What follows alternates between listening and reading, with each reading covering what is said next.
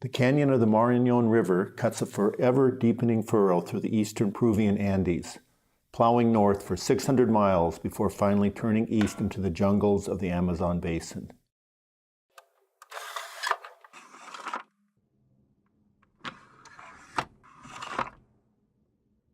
Excited, John Wasson, Ellen Toll, Tom Fisher, and myself loaded into a bus and began the slow trip to the Marañón.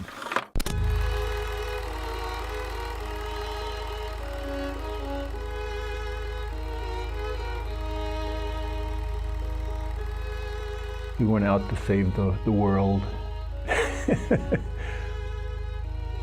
I don't really know if we had a reason other than just we were young and footloose, and there was a place on the map we couldn't find anything out about.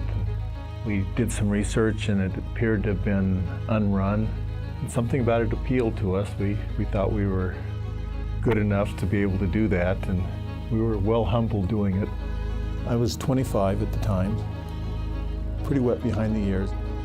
I think we were all conservationists in our sense and respected the land, but the idea of climate change really hadn't hit then, and there was no real threats to the Marañón or to other South American rivers at that point.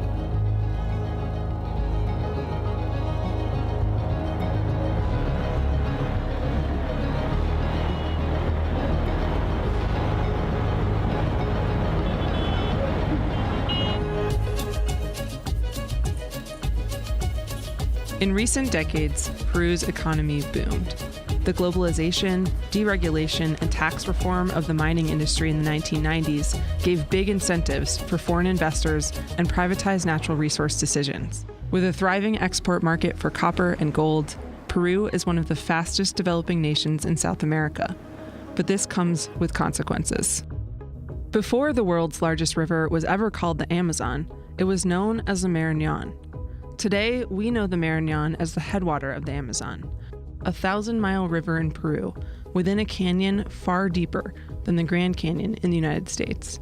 It connects the longest mountain range to the biggest rainforest on Earth.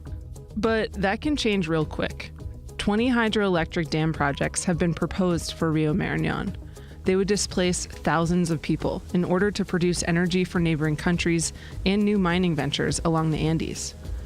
Little is known about the ecological impacts of a dam clogging the path from the Andes to the Amazon, because the majority of research has been site-specific and privately contracted by the dam companies.